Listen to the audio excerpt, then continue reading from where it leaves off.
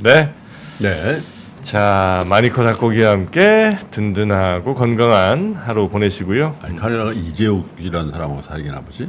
이재욱 씨. 네. 네. 뭐, 집이 어디냐 난리인데 찾아가. 뭐 하시는 분인지 모르겠습니다만 여튼 카리나 그 밀라노에서 또 데이트를 하셨대요. 아유.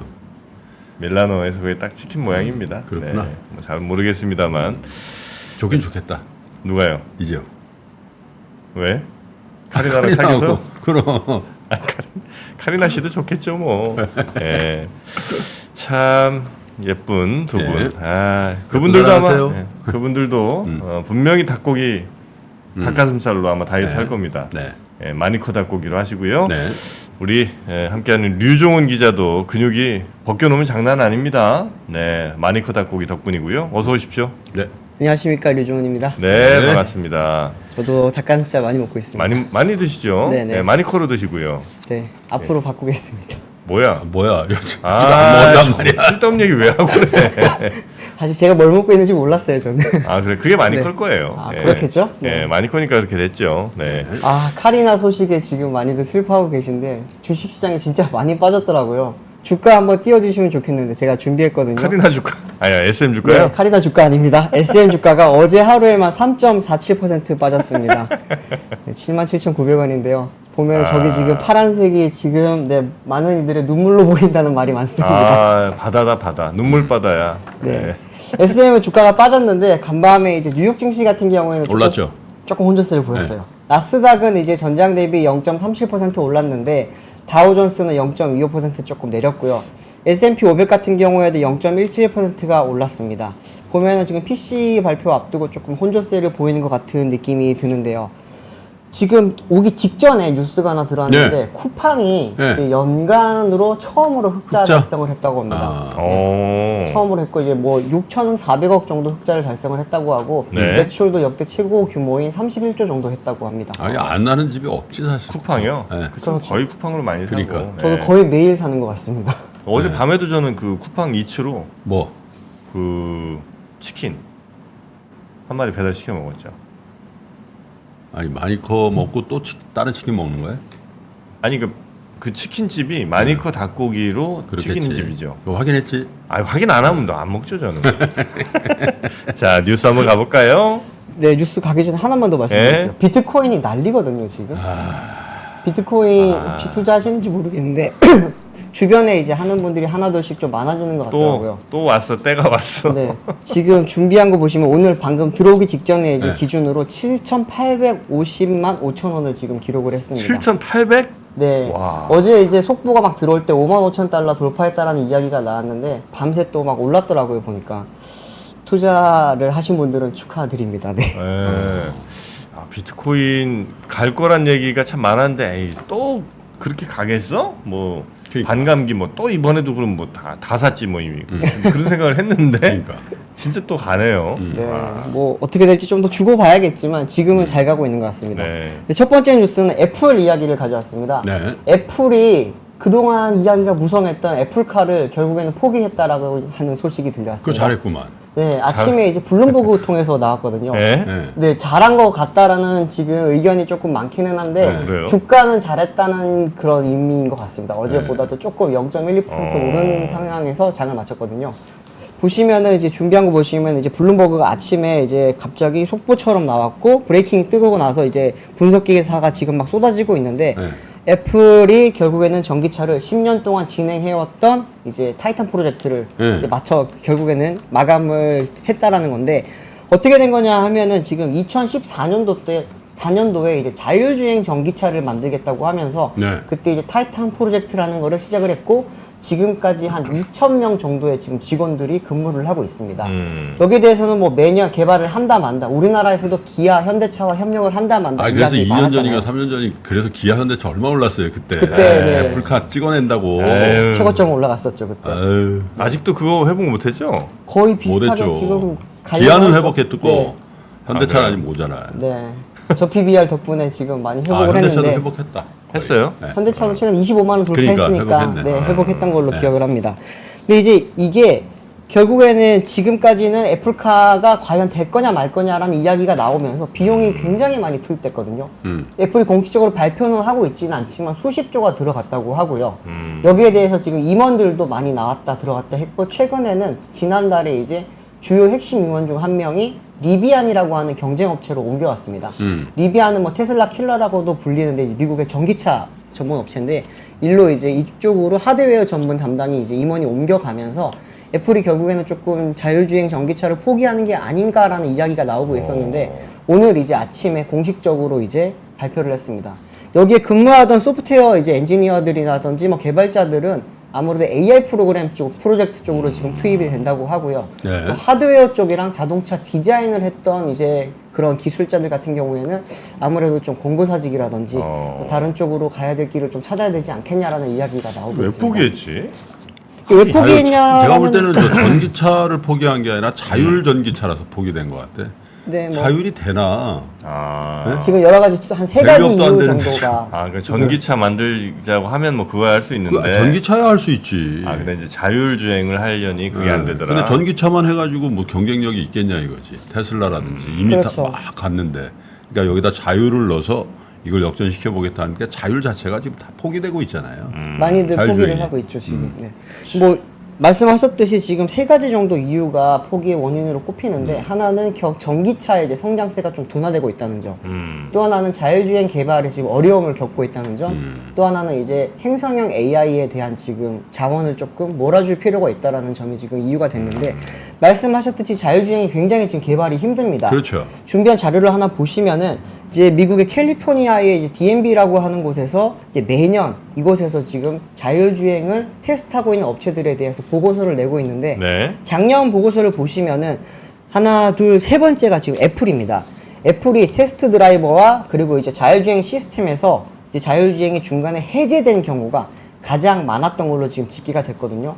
그러다 보니까 이제 기존에는 애플이 레벨 5라고 하는 완전 자율주행을 구현을 하려고 노력을 하다가 한 2년 전에는 이제 레벨 2 플러스 또는 레벨 3라고 하는 부분 자율주행 쪽으로 지금 선언을 했거든요. 전환하면서 이제 자율주행 쪽을 좀 포기하는 게 아니냐라는 이야기가 많이 나왔었는데, 그래도 전기차는 계속해서 개발을 하고 있다. 모노셀 배터리를 탑재를 해서 2024년에 출시를 하겠다라고 했다가 이것도 지금 임원들이 계속 나가면서 26년이 됐다가 28년으로 미뤄졌다가 오늘 결국에는 최종적으로 포기를 한 걸로 나왔습니다. 근데 지금 가장 큰 이유는 사실 이런 뭐 자동차 쪽 이슈보다도 생성형 AI에 대한 지금 경쟁력에 대한 지금 우려가 많잖아요. 그러니까 저도 그 생각이 드는데 저거 할 때만 하더라. 몇 년 전에 애플이 자율주행 한다 때 그걸 우리 100% 신뢰했어요. 네. 애플이니까 그렇죠. 애플인데 못할 게 뭐 있어. 최고인데. 그런 생각이 있었는데 몇 년 만에 애플이 한다고 뭐 다 되는 건 아니네 이런 정도를 지나서 네. 애플도 망작을 많이 하는데, 그리고 애플이 아까 얘기한 AI라든지 이런 엔비디아를 비롯해서 뭐 이렇게 막 치고 나가는 페이스북 이렇잖아요. 네. 약간 뒤처지고 있다라는 느낌? 약간 이제 약간 애플 자체도 약간 올드 패셔나되고 있다는 느낌이 아, 그래요? 좀 드는데. 이게 애플 같은 경우에는 사실 우리가 아이폰이라든지 뭐 애플 비전 프로, 컴퓨터, 뭐 맥북 이런 게 많다 보니까 네. 제조업체라고 사람들이 생각들을 많이 하고 있기는 한데 실제로는 제조를 하지는 않고 소프트웨어 전문 업체거든요. 근데 자동차 같은 경우는 아시겠지만 하드웨어가 굉장히 중요합니다. 테슬라도 지금 전기차를 한 지 10년이 넘어가고 있지만 아직까지도 하드웨어적인 부분에서는 기존 완성차 업체들에 비해서 지금 많이 부족하다는 이야기가 그렇죠. 많이 나오고 있거든요. 그렇기 때문에 이제 애플이 과연 이거를 위탁 생산을 맡겼을 때 흔히 말하는 애플한테 기대하는 그런 기대치가 있잖아요. 그거를 충족시켜 줄 수 있겠냐라고 하는 부분에 대해서 우려가 많았는데, 그 부분에 대한 지금 내부적으로도 갈등이 많았고, 뭐 여기에 대해서 사실 마그나라든지 아니면은 중국의 팍스콘이라든지 이런 업체에 지금 위탁 생산을 맡기려고 했지만 그것도 지금 요원치 않고요. 그러면서 이제 다른 기업들이 전기차로서 많이 전환을 해 나가다가 시장 자체가 작년부터 좀 약간 성장세가 둔화됐잖아요. 그러다 보니까 이제 전기차에서도 얻을 수 있는 이익이 생각보다 많지 않을 수도 있겠다라는 그런 판단을 한 것 같아요. 근데 그러다 보니까 이제 애플이 지금까지 소프트웨어적으로 지금 카플레이라든지 이런 걸 개발을 해온 거는 네. 어떻게 할 거냐고 하는데, 그 부분에 대해서는 오늘 애플이 아직까지는 공식적인 입장을 내놓지는 않고 있습니다. 근데 전문가들은 지금 카플레이 쪽에서는 뭐 여전히 계속 진행을 해나갈 거라고 보는데 하드웨어 쪽에서는 확실히 포기하는 게 맞는 거라고 지금 보고 있고요. 또 하나는 아까 잠깐 말씀드렸지만 생성형 AI 쪽에서 지금 오픈 AI와 지금 마이크로소프트가 지금 같이 앞서 나가고 있고, 또 하나는 이제 구글이라든지 아마존이라든지 이런 기업들이 지금 계속해서 나가고 있다 보니까 애플도 작년 한 3분기 때부터 이제 머신러닝이라는 이름을 사용했지만 실제로는 생성형 AI를 만들겠다라고 이야기를 많이 했거든요. 네. 그러면서 이제 올해 1월 달부터 지금 거기에 대한 프로젝트를 점점 가시화를 하고 있고, 음흠. 이제 그러다 보니까 이제 사람이 많이 부족합니다. 또 이제 자동차 쪽에 들어갔던 리소스라든지 자금을 이제는 이쪽으로 많이 돌려서 애플이 사실 요즘 좀 주가도 조금 빠지고 있고 많이 기업 가치에 대해서 흔들리는 게 많은데, 이게 생성형 AI 부분을 좀 확실히 강화를 해야겠다라는 그렇죠. 그런 판단을 해서 오늘 좀 그런 결정이 나온 것 같습니다. 저건 어떻게 돼가고 있습니까?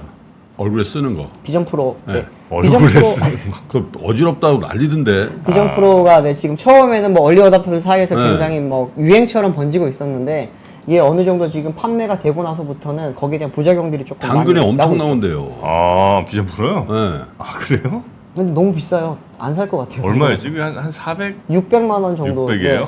근데 한국에서는 당근에서 막 800만 원 이렇게도 지금 팔리고 있으니까 안 팔린다고 해요. 뭐 가격 호가만 그렇게 올라가 있고.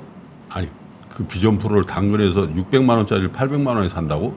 뭐 자동차도 주고. 왜냐면 하고 그때 합니다. 없었으니까. 네. 아, 왜 웃으세요? 아니. 샤넬백도 옛날에 그랬어요. 아유. 네, 800짜리 막 1000원에 팔고 막 이랬었는데. 네, 애플이 이제 근데 또 비전 프로 또 보급형 모델도 내놓는다고 했거든요. 그러다 보니까 이제 거기에 대해서 좀 기다리는 사람들이 많아지다 보니까 확실히 처음에 약간 광풍 같은 건 조금씩 이제 좀 잦아드는 것 같습니다. 자, 그리고 두 번째 뉴스도 한번 가볼까요? 네, 두 번째 뉴스는 비전 프로와 또 무관하지 않은 사람인데요. 이제 메타의 저커버그 CEO가 10년 만에 이제 국내를 방한을 했습니다. 네. 사진 하나 띄워주시면 좋겠는데, 이제 어제 김포공항을 통해서 이제 입국을 했거든요. 보시면 이제 국내 사진 기자들이랑 뭐 출입 기자들이 많이 가서 취재를 갔었는데, 전용기 타고 왔다는 얘기예요. 김포. 네, 전용기를 타고 들어왔습니다. 네. 지금 저커버 같은 경우에는 2013년도, 14년도 때 이제 각각 우리나라를 한 번씩 방문을 했었고요. 당시에는 이제 삼성전자 이재용 부회장, 당시 부회장과 만나고 또 박근혜 전 대통령도 만나고 했었는데, 이번에 들어와서는 이제 이재용 회장과 그리고 조주환 LG전자 사장, 그리고 윤석열 대통령을 지금 만날 예정이라고 합니다.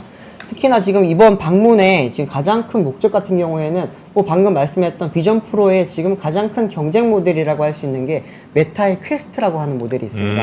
이거 역시 XR 기기인데, 지금 사실 메타 입장에서는 조금 억울하다고 할 수 있는 게 XR 쪽에서는 훨씬 앞서 나가고 있었거든요. 예전부터 했죠. 네, 네. 오큘러스라고 하는 그 기업을 인수를 하면서 메타 퀘스트라는 제품을 내놓고 그 부분을 통해서 이제 게임이라든지 그리고 또 메타버스라는 환경 속에서 이제 메타가 먼저 앞서 나가겠다고 했는데, 애플이 확실히 그런 점에서는 참 시장성이라든지 흥행성이 있는 것 같은 게, 가만히 있다가 제품 하나 내놓고 나서 지금 주도권을 확 가져가 버렸거든요. 네. 근데 그러다 보니까 이제 메타 입장에서는 새로운 기기를 만들려고 만들어야 되는 상황이고, 그 기기에 대한 어떻게 보면 제조업체를 지금 찾는 상황이거든요. 근데 LG가 제조 실력이 굉장히 좋잖아요. 가전은 LG라는 말도 있는 네. 것처럼.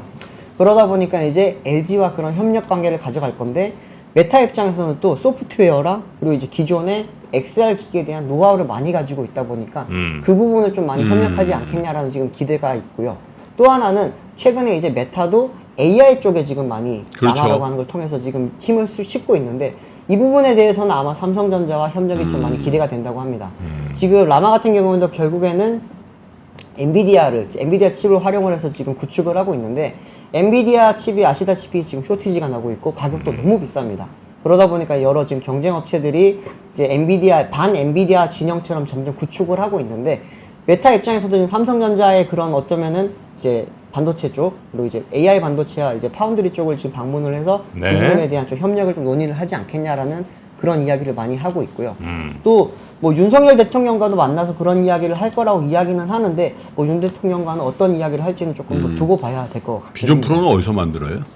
비전 프로요? 네. 그거 저기서 만들걸요? 아마 그 비전 프로 아이폰 만드는데. 폭스콘에서 만드는 걸로 알고 있는데, 아, 중국산이에요? 아, 네. 아니, 그럼 뭐 미국에서 만들겠어요. 항상 네, 그렇다고 알고 있습니다. 네. 근데 그 고다마 제가 볼 땐 다음 달 내지 늦어도 다다음 달이면 샤오미에서 이 뭐 비전 X 뭐 이런 걸로 해갖고 하나 나올 겁니다. 애플 거고 똑같이 따라 만드는 거 그러면 하나. 가격이 10분의 1. 가격은 뭐 한 그죠? 한 80만 원 뭐 이런. 그럼 망해버리는 거지 뭐. 누가?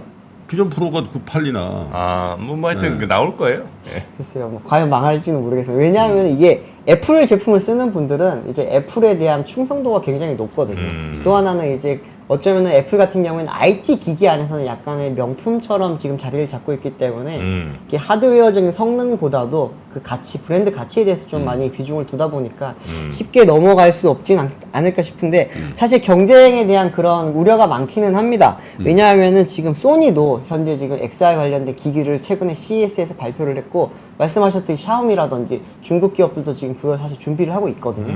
그러다 보니까 이제 중국 기업 같은 경우에는 뭐 50만 원대에서 저가 공세를 해버리게 되면은 그러면 사실은 당해내기가 힘들어요. 지금 메타캐스트 같은 경우에도 결국에는 고급 모델은 100만 원이 넘는 고가고 그러다 보니까 이제 성능적인 측면에서도 이제 애플 비전 프로 위에서 조금 부족하기도 한데 브랜드도 조금 떨어지고 또 이제는 가격적인 측면에서도 이제 밑에서 치고 올라오는 그런 중국 업체들까지 오게 되면은 메타 입장에서는 굉장히 지금 위기를 느낄 수밖에 없거든요. 그러다 보니까 이제 나중에는 결국에는 이 생성형 AI 기술을 접목한 VR 기기, XR 기기를 이제 가지고 와서 거기에다가 이제 기존의 메타버스라는 환경을 합쳐서 새로운 이제 좀 그런 에코시스템 만들겠다는 게 이제 메타의 이야기이긴 합니다. 네. 근데 저 망고스티님 소니 아직 살아 있냐?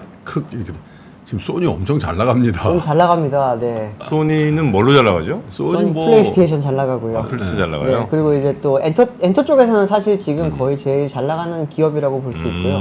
과거처럼 이제 가전 기업들이 지금 가전 제품이 지금 많이 없어지긴 했지만 네. 소니가 여전히 뭐 카메라 모듈이라든지 소프트웨어적인 측면에서도 잘 하고 있고요. 또 제가 가서 보고 오겠습니다. 네. 소니요? 주말에 김현철 교수님을 모시고 아 일본 가시는구나. 네. 저희 저번에 그 사원 행사로 하기로 했잖아요. 네, 네, 약속은 네. 지켜야죠. 그래서 토요타도 다녀오시는 걸로 네, 들었습니다. 업무 때문에 네. 일지는 목요일 날 가고 저는 휴일 날 넘어가서 아, 토요타 교세라 이런 데 다 교세라. 네. 예전에 복사기는 교세라 이런 게 많았죠. 네. 예전 그 저 팬분들 같이 가시는 거죠? 당연하죠. 네. 자, 하여튼 당첨되신 분 당첨인 거 예, 축하드립니다. 네. 네. 자, 그러면 다음 뉴스도 가볼까요? 네, 다음 뉴스는 이제 지금 최근에 방산 쪽에서 굉장히 핫 이슈였던 KDDX 관련해가지고 현대중공업에 대한 지금 이제 결국에는 판결이 나왔는데요. 어제 이제 방사청이 이제 계약 심의위원회를 열고서 네. 이제 현대중공업의 부정당 업체 지정 여부를 심의한 결과 행정 지도로 의결했다고 지금 결과가 나왔습니다. 당연히도 뭐 아무것도 아니잖아요. 네, 행정지도 같은 경우에는 사실은 이제 말만 이제 행정지도를 하게 되는 거고, 뭐 추가적인 제재라든지, 뭐 추가적인 벌점이 따로 주어지지는 않습니다. 통상 이제 심의 결과 같은 경우에는 입찰 참가 자격 제한 또는 이제 과징금 처분이 있고요. 또 하나는 처분 면제, 행정지도, 또 심의 보류, 각하 등으로 나눠지는데 사실 업계에서는 이번 일이 조금 심각한 사안으로 보고 입찰 참가 자격을 좀 제한되지 않겠냐라는 그런 이야기가 많았었는데 결국에는 지금 처분 면제 또는 행정지도라는 그런 결과가 나왔습니다. 준비한 거 하나 좀 띄워주시면 좋겠는데요. 국민일보에서 여기 당시에 이제 쟁점에 대해서 잘 정리를 해놓은 게 있었는데요. 세 가지 쟁점이 있었습니다. 이제 먼저 청렴 서약서 작성 주체가 누군가에 대한 거였는데 여기에 대해서는 HD 현대중공업에 대해서 지금 뭐 추가적인 그런 제재를 할 필요가 없다라고 하는 유지파라고 하는 분들은 군사기밀 취득 및 공유 직원 중 청렴 서약서 작성 대상자가 없다라고 했고요. 또 제안파들은 이제 결국에는 참가 제안을 해야 된다고 하는 분들은 청렴 서약서는 결국 임원이 회사 전체를 대표해서 작성하는 것이기 때문에 그거랑 상관없이 이제 입찰 자격 제한이 돼야 된다라는 이야기가 있었고요. 또 하나는 이중처벌에 대한 논란이 많았습니다. 이미 방사청 입찰에서 보안사고 감점을 받았다고 하거든요. 실제로 1.8점에 지금 감점을 받은 상황이기 때문에 여기서 추가적인 참가 제한이라든지 이런 제재가 있게 되면 이중처벌이다라는 게 유지파의 입장이었고 이제 제안파 쪽에서는 감점과 행정처분은 각각 다른 목적이기 때문에 이번에 진행하고 있는 KDDX에 대해서는 이제 입찰 참가 자체를 제한을 해야 된다라고 이야기가 있었습니다. 또 국내 특수선 시장에 대한 상황을 고려를 했을 때 현대중공업이 퇴출하게 되면은 하나오션이 독점을 하게 된다. 실제로 지금 이제 한번 퇴출이 되면 한 5년 동안 실제로 새롭게 나오는 그런 방산 입찰에 대해서 참가를 못하게 되거든요. 그렇게 되면 국내에서는 하나오션만 들어갈 수 있기 때문에 독점이 우려가 된다라고 했는데 실제로 지금 하나오션 쪽에서 알아보니까 지금까지는 현재 13건이 지금 현대중공업이 가지고 있고 하나오션은 3건밖에 안 가지고 있기 때문에 이게 독점 시장이 된다라는 거는 어불성설이라 말은 그런 말이 있었습니다. 다른 거 모르고 저 청렴서약서 작성 주체는 저 유지파라고 하는 분들의 말이 맞아요. 그러면 정염사약소 대표사가 썼어. 회사 대표로. 네네. 그 다음에 이 사람 퇴임했어. 그러면 정염사약소 효과 없어지는 거 아니야? 그렇죠. 저거는 말이 안 되는 것 같은데. 그러니까 이게 이제 이 사건 자체를 이제 처음 접하는 분들도 계실 테니까 이제 네. 현대중공업이 정부가 그 발표했던 방위 사업 프로젝트 KDDX 네. 이게 이제 8조 원짜리인가요? 굉장히 네, 큰 게 7조 있었는데 8억, 네. 예, 여기에 이제 입찰 자격이 있냐 없냐를 따질 때 현대중공업이 과거에 이제 뭐 그 비밀 뭐 누설 같은 거라든지 이런 이제 불법 행위 같은 게 있어서 여기 이제 맞습니다. 자격이 없다라고 나올 뻔했는데 아니다 그냥 이번에 같이 입찰할 수 있게 해주자라는 네, 그냥, 결정을 내렸다는 거죠. 그렇죠. 그냥 행정지도 이게 하고 주의 주고 말자 이렇게 해야 아, 여기에 대해서 지금 오늘까지도 지금 논란이 계속되고 있는 게 사실은 법원에서는 유죄 네. 판결이 떨어진 사안입니다. 지금 2012년부터 15년까지 총 12건의 지금 관련된 그 자료를 불법적으로 취득을 해서 회사 내부망을 통해서 지금 공유를 했다라고 하거든요. 그 불법적으로 취득한 9명의 직원들은 현재 법원에서 유죄 판결을 작년에 받았고요. 그렇기 때문에 형사처벌이잖아요. 네, 그렇습니다. 네. 그 형사처벌을 이제 근거로 해서 이번에 입찰 자격을 제한을 해야 된다라고 하면서 이제 방위사업청에 이렇게 심사가 올라간 거였는데 결국에는 결과는 지금 뭐 행정지도 정도로 지금 유지가 됐고요. 근데 이렇다고 해서 지금 결과가 어떻게 될지는 조금 두고 봐야 되긴 하겠지만 현대중공업 입장에서도 마냥 유리한 상황은 아니라고 지금 설명을 하는 게 이제 지금까지 나왔던 그런 방사청 입찰 같은 경우에는 소수점 단위의 지금 점수 차이로 결국엔 입찰이 넘어가기도 한다고 하거든요. 실제로 작년에 지금 진행을 했던 최근에 진행을 했던 이제 죄송합니다. 방사청에 이제 7,917억 원 규모의 울산급 배치 3, 5, 6번 호위함 이제 수주전에서는 하나오션이 0.142점 차이로 현대중공업을 제치고 발주를 받았고요. 또 이제 현대중공업 평가 점수의 이제 80%를 차지하는 기술 능력 평가에서 0.7935점이 앞섰지만 결국에는 벌점 때문에 수주에 실패했다고 하거든요. 그렇기 때문에 지금 1.8점에 지금 감점을 받았기 때문에 결국에는 뭐 현대중공업이 무난히 이기지는 못하지 않겠냐라는 그런 지금 이야기들도 많긴 합니다. 네. 그런데 하나오션 입장에서는 지금 약간 억울할 수가 있는 게 이게 결국에는 유죄 판결이 났던 형사처벌까지 받은 상황인데도 불구하고 어떻게 단순히 참가 제한 자격이 아니고 참가 제한이 아니라 행정지도로 저게 끝날 이제 수 이렇게 있냐. 된 거거든. 저 하나오션이 옛날 대우중공업이잖아요. 네. 대우조선이잖아요. 근데 그때 개념 설계라는 거래요. 배에 최초 프로세스가 개념 설계야. 개념 설계에 대우조선 해양이 된 거야. 그렇죠. 네. 그런데 이게 본 설계에 현대중공업이 된 거예요. 네. 또 그 과정에서 이제 그런 일이 있었다라는 거잖아요. 맞습니다. 이게 그래서 이제 본 입찰에 이제 이건 입찰 자격이 없다라고 이제 저 하나오션은 주장하는 거지. 그렇죠. 지금 이게 순서를 조금 아시면 좋은 게 이런 KDDX 사업 같은 경우에는 개념 설계가 있고 그리고 이제 기본 설계가 있고요. 또 상세 설계 및 초도함 건조가 있고 후속함 건조가 있습니다. 이 KDDX가 사실은 그냥 뭐 단순히 8조라는 금액이 중요한 게 아니고 국내에서 처음으로 진행하는 한국형 이지스함이라고 하는 거거든요. 네네네. 이 이지스함이라고 한다면 결국에는 이제 전쟁에 나갔을 때 해군에 어떻게 보면은 뭐 헤드쿼터 역할을 하는 그런 역할을 해야 되는 그런 아주 중요한 함인데 이거를 이제 지금까지는 해외 기술에 특히나 이제 미국 기술에 의존해왔던 거를 국산화를 시키는 그런 사업인데 여기에 대해서 지금 첫 번째로 진행을 하는 거에 대해서 이런 군사기밀 유출이 있었다는 문제가 있고요. 또 하나는 형사 처벌이 있었음에도 불구하고 이게 좀 약간 미약한 처벌이 나오지 않았냐라는 게 지금 논란거리가 되고 있다 보니까 하나오션 입장에서 여기에 대해서 지금 굉장히 좀 큰 불만이 많고요. 또 어제 실제로 지금 공식 입장을 통해서 HD 현대중공업의 기밀 탈취는 방산 근간을 흔드는 중대 비위라면서 재심의와 감사 및 경찰의 엄중한 수사를 다시 한번 촉구한다라고 지금 밝히기도 했습니다. 자, 요 투명하게 해야죠.